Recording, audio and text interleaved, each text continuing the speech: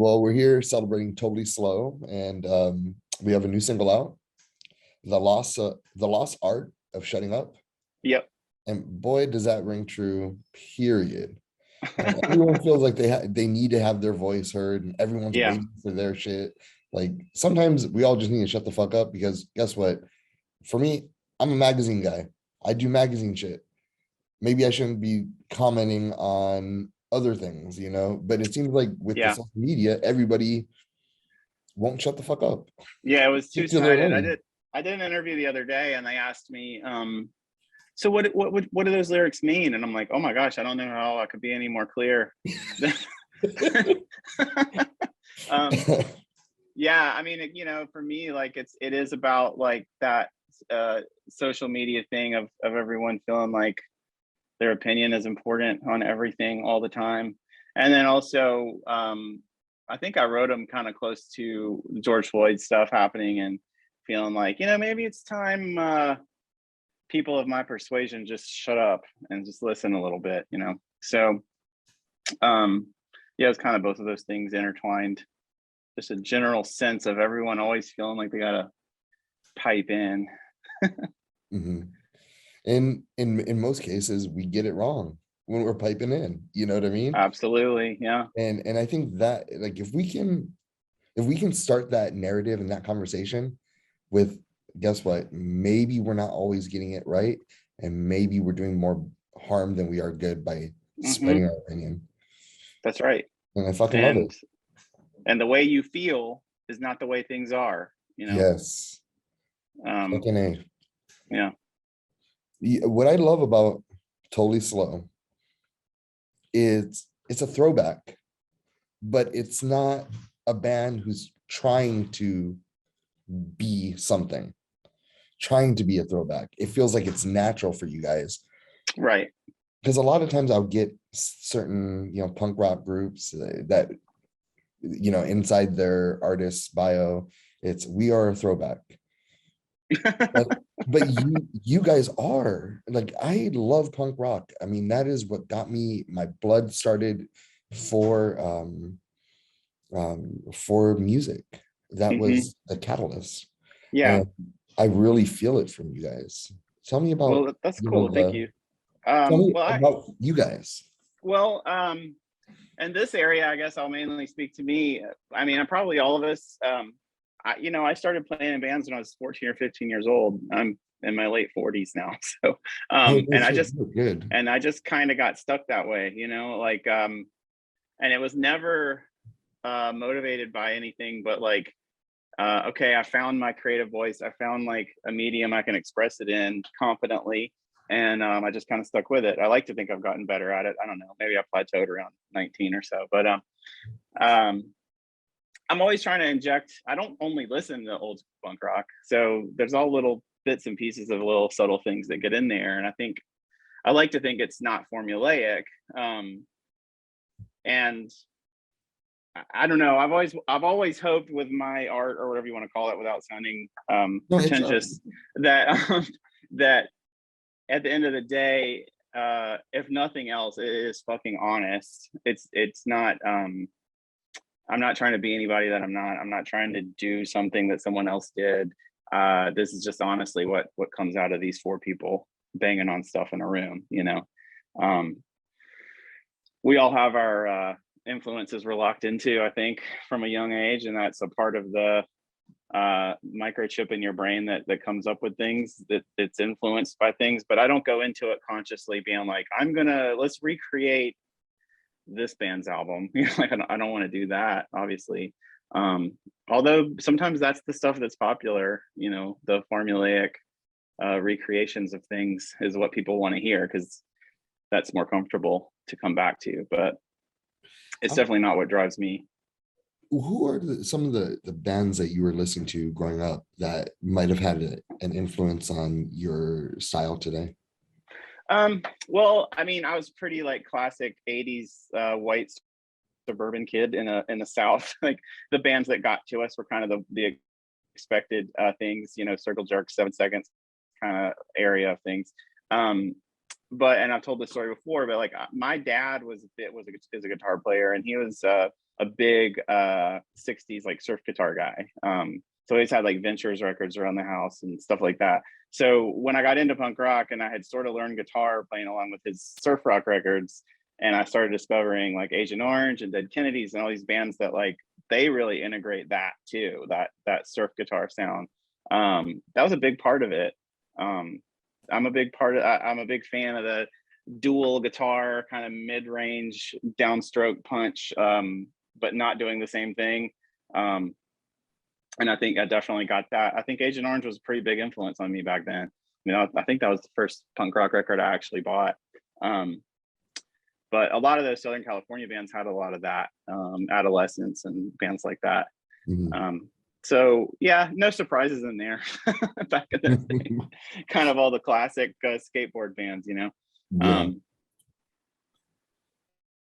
Well, I think you're like this song, The Lost Art of Shutting Up. I can see that in like a Tony Hawk game. Yeah. Like it's that, like it's everything I remember about punk rock. Yeah. It's funny that Tony Hawk Pro Skater almost became a genre, you know. Yeah. I mean, it was all music that I already knew because I'm older, but like, you know, all these other kids got exposed to it, and you're definitely not the first person to say that our music would fit on those soundtracks. And yeah, Tony, if you're listening, I'm happy to happy to hand over some jams. But yeah, I see that. I mean, that energy's there. I don't skate as much as I used to. Chuck skates a lot still, our guitar player. So I mean, just the whole skate culture, that whole vibe was like a big formative thing for me. And I'm sure has stuck with me quite a bit. So I was a little thrown off. Your band started in 2013. You say you're in your 40s. Like I was expecting, I thought you were younger. Yeah. You know, and I saw your pictures. I was like, man, these guys, like, what the fuck? Like, it's just not what you expect. And it makes sense now. Like, I get it. Like, if you're influenced by that when you're growing up, you have that fire in your heart, you know? Yeah. Yeah. And, the rare person that has built, I mean, I met my wife when I was in bands, you know, when I was a kid. I mean, I've been with my wife for a long time. And, that was just always an understood part of what I did. So I just never stopped playing music. So yeah, I'm pushing 50 and I'm still playing songs that sound like my demo tape when I was 19, you know. But yeah, and Totally Slow started in 2013, but it kind of feels like a moving target of things because it's been different groups of people, and I think the records all are pretty different. So the vibe's different, very different over those years. So it's just sort of like a continuing project that I keep putting the same name on. So take me to 2013 when you guys decide, like, you know, let's do this. And how does it start? How does it unfold? And how do you get to 2022? Well, let's see. That was I mean, I think actually our first album came out in 13, so we actually started like a year before that, maybe. Mm-hmm. And at the time, actually, I think I wasn't playing with anyone at the time. But there was an amendment to the North Carolina Constitution to like officially ban gay marriage and stuff. And we like Grammy nominated bluegrass artist in my neighborhood wrote this song in protest of this bill in support of gay marriage. And then she asked musicians around the community like to do a version of that song in their genre. So me and Andy, the drummer, got asked to do that. And we were like, yeah, that'll be fun. So we went and made a song and for this cause, and the video got like tons of heat. And like, I mean, we got a lot of juice out of it. And then I was like, well, I have these other songs written if you want to mess around with them. And that's where that first album came from. So that's pretty much it. And every time I think I might be burning out on it, we write another batch of rad songs, or we get asked to do some rad things, and I'm like, well, I'm not gonna stop. It's too much fun, you know. So So, all right, the band name Totally Slow.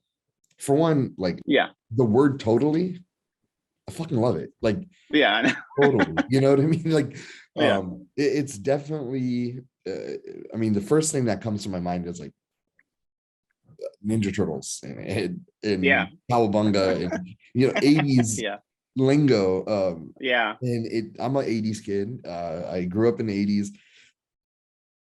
And then slow, like, or what is that? Are you guys talking about yourselves? Or?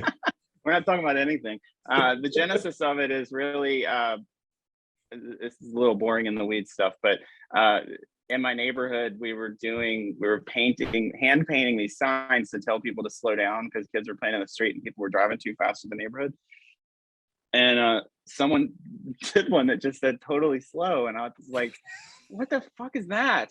And then I was like, and then I mean, I basically immediately was like, "That's going in my back pocket. Like, I'm going to use that for some." I mean, the next time once we did that song I was telling you about, and then we put more songs. I was like, let's do a band, but it's going to be called Totally Slow. I don't know. It catches your ear a little bit. It sounds cool. It's like nothing else is called that.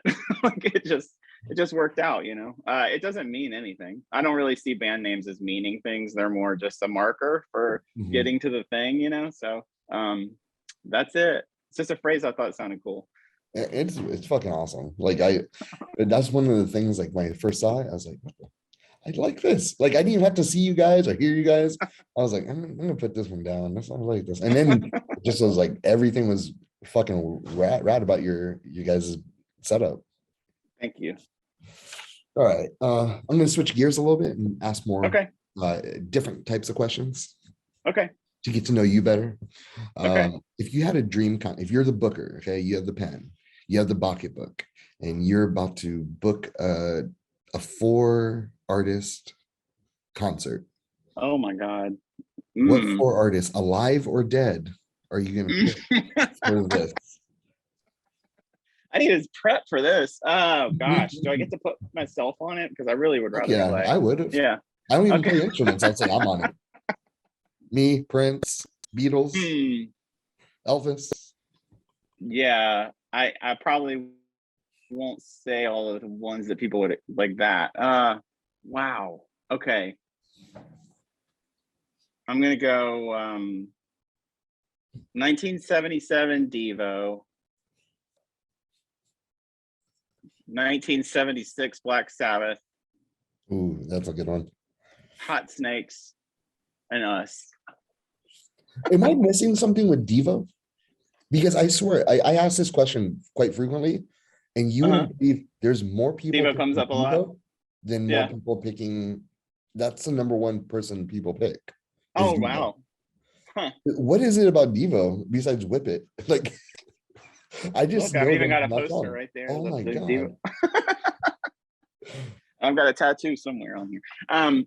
Wow. You know, I mean, beyond well, there's a lot more than Whip It, dude. Come on. I've never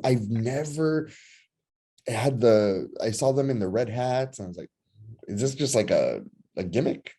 And I just never looked into it. And now, like you said, Devo, and I was like, I got to send you some I'm stuff. missing something. I'm Yeah, missing. you definitely are. I mean, Whip It was a rad single, and I remember being a little kid and being like, "What is that?" Like, I remember it being a little window into like the weird world of not mainstream America, you know. But gosh, I mean, Devo were such a like. I mean, beyond just being a fucking ripping band, they were so subversive. I mean, like it was like most punk rock was so nihilistic and just like fuck you, and then Devo were like that, but in a way that allowed them to sort of sneak inside and say fuck you from the inside, which was pretty sick, you know. I mean, even in recent years, I mean, they have like this song oh shit, I'm not gonna remember it. They have a song that's basically like an anti-consumerism song, right? And it was in a Target ad, so it's just like I mean, you could see it as like selling out, or you can see it as just like this really subversive high art, you know. And I see it that way.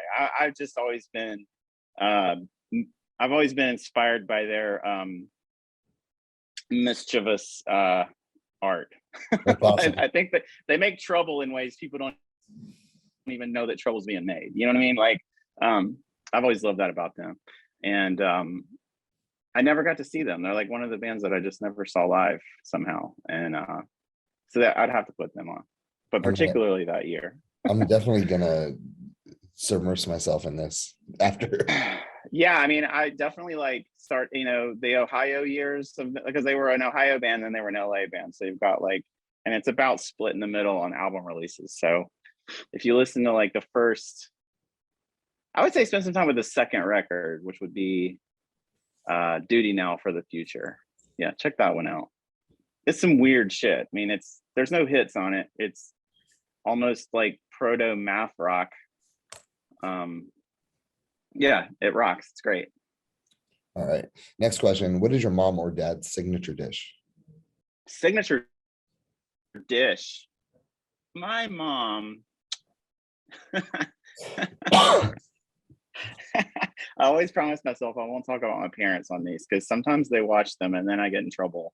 But my mom was a very like classic American, you know, meat and potatoes kind of person. You know, we had casseroles, we had meatloafs and things like that, you know. And my dad, I will always remember my dad for the grape toast with bacon on it. That's like Grape? that's like one of like grape jelly toast with bacon on the yeah. And he would like fold it over and that would be a sandwich. Those are the high, that's the high living I came from. I don't eat meat anymore, but I remember that flavor and I enjoyed it. All right. What is the biggest fuck up you've had on stage performing? Man, in the mid 90s, I was in a band called Eagle Bravo. We put out some records, we toured a good bit, and we were just always, and I'm sober now, but man, I wasn't then. We were drunk all the time, and I really had it in my head that the more of a mess you make and the more you bother people, like that's the more punk rock you're being, you know. And I made a lot of enemies along the way, but I mean, we had some pretty high profile shows where everything just fell apart real bad. And one was opening for Jawbreaker. I remember I like knocked my amp over and everything went to shit in like the second song. Like you know, there's so many, it's too many to mention. But definitely all from my drinking years, you know. And now I marvel that we were ever able to hold anything together, because you know there's a lot of logistics to jumping around and screaming and on stage with 4 other people in some kind of unison with a bunch of old equipment plugged in. But we do manage to make it work now. But man, back then I fucked it up all the time. And I didn't care enough to like, okay, well, I should probably change.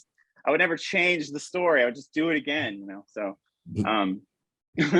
that's a fucking awesome story. What are you streaming right now? Visually. Like listening to? Visually, like what am I watching on like TV and stuff?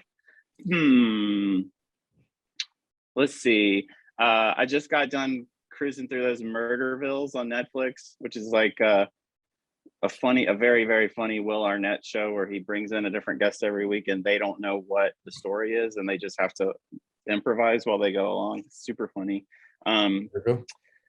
Let's see. We started watching Startup, which is, I don't know what it was originally on, but it's on Netflix now.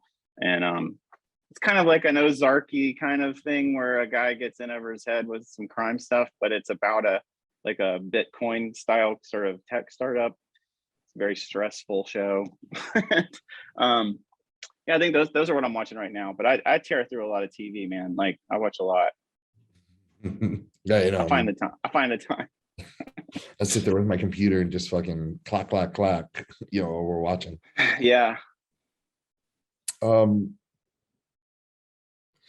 If you walk into a room with everyone you've ever met in your entire life, who's the first person you're looking for?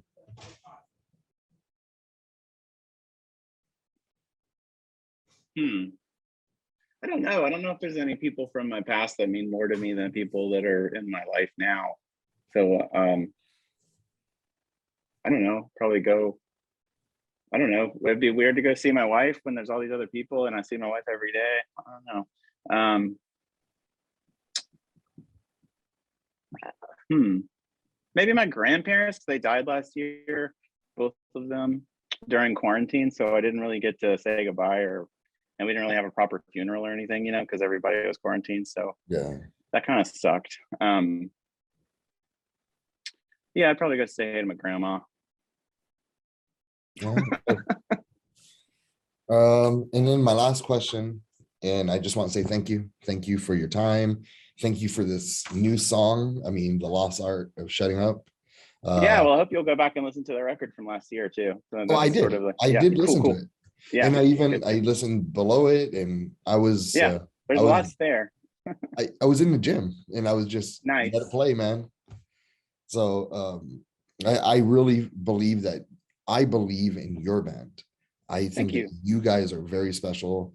But I mean, your whole body of work that I've seen or heard, I love every second of it, and easily one of my new favorite bands. Well, it's very fucking generous of you. I appreciate that.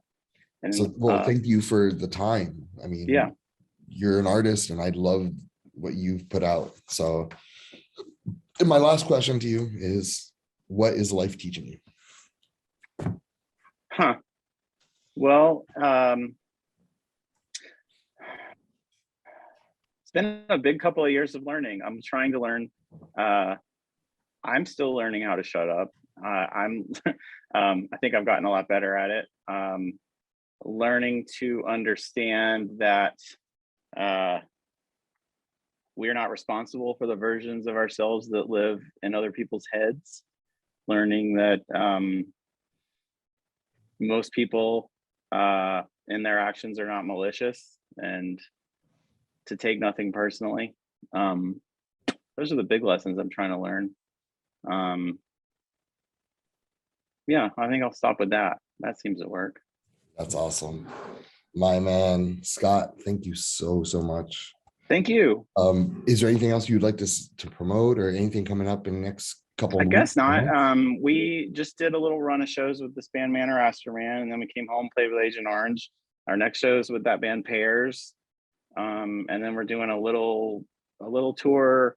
Let's see, we're going to Ohio, so kind of Midwesternish.